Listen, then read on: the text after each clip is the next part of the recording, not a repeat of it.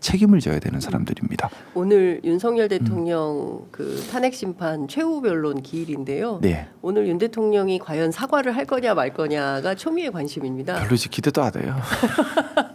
근데 정말 가슴 아프게 속상한 게 그겁니다. 네. 왜냐하면 한 나라의 지도자였지 않습니까? 네.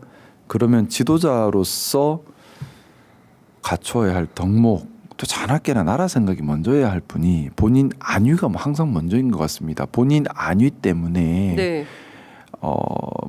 말도 안 되는 주장과 말도 안 되는 논리와 말도 안 되는 그런 생각들로 사회 혼란을 점점 키우고 있습니다. 네. 아마 추정컨대 뭐 마지막 변론 때도 강성 지지자여 단결하라 메시지가 또 나가지 않을까. 그래서 헌재 못 믿겠다. 네. 또 무슨 반국가, 지금 제가 볼 땐 반국가 세력이 누군가 싶어요. 근데 또 반국가 세력 얘기를 하겠지요.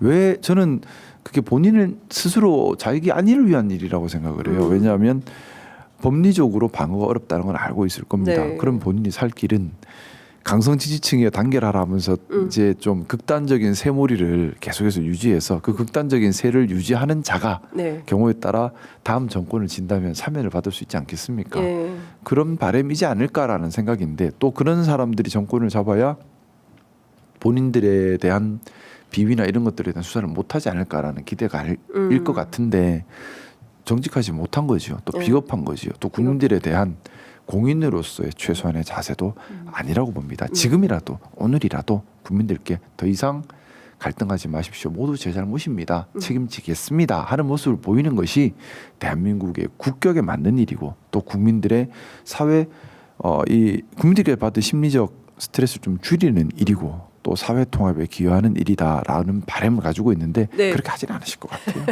안 그럴 것 같다.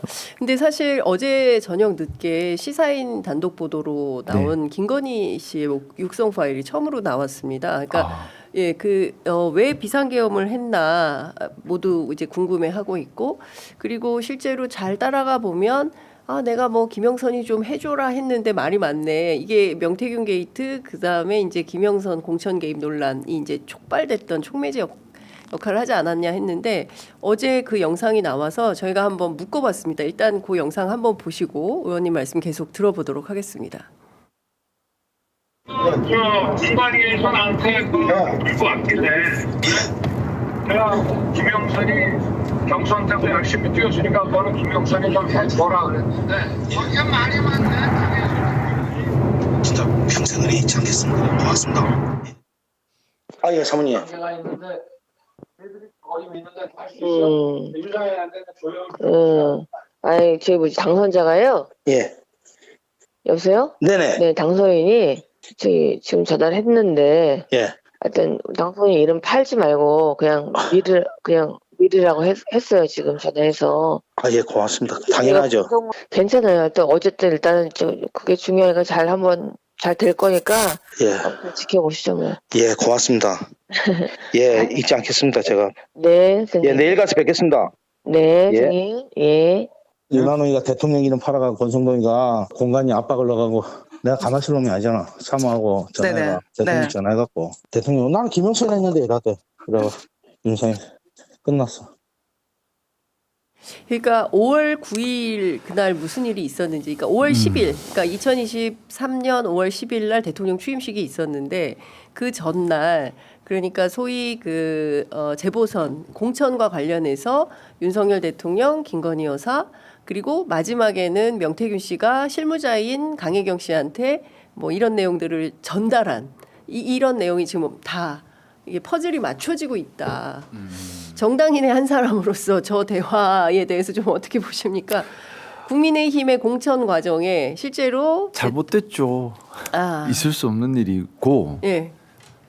대통령이 공천 과정에 개입해서 누구를 넣어라 빼라 한다는 것은 뭐 당선인의 신분이라 하더라도 잘못된 겁니다. 예, 이 정당 정치가 본질적으로 훼손되는 것이라고 볼 수밖에 없죠. 정당이 대통령의 수화가 아니지 않습니까? 네.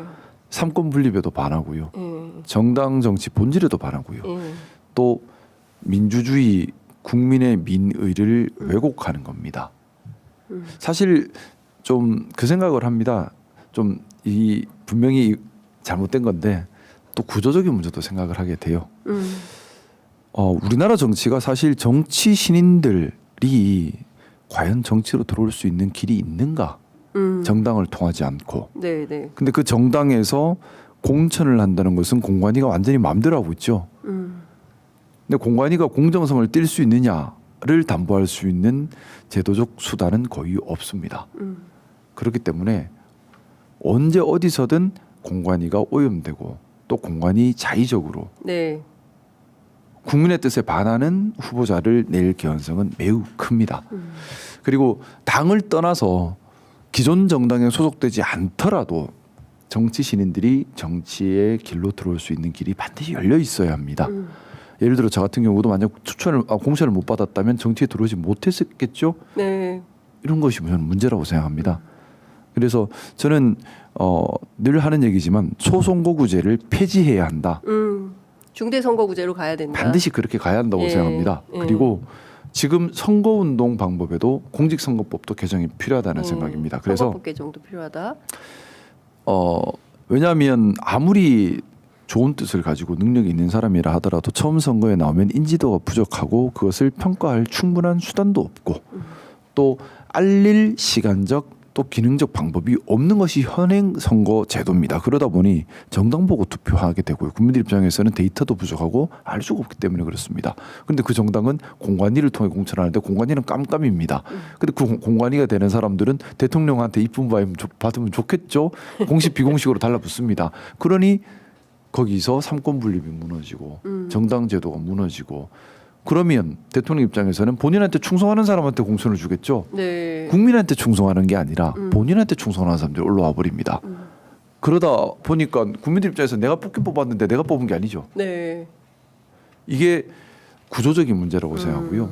이 구조적 문제를 풀지 못하면 네. 정당 간에 계속 뭐 권력은 주거니 받거니 하겠지만 모든 정당 수권 정당들이 다 이 모양이 되지 않겠습니까? 그러니까요. 그러니까 좀 뭔가 정치가 새로워져야 되는데 제도 개혁을 우리가 해야 된다. 반드시 필요한. 예. 우리가 이 일을 겪고서도 제도를 바꿔야겠다는 생각을 못 한다면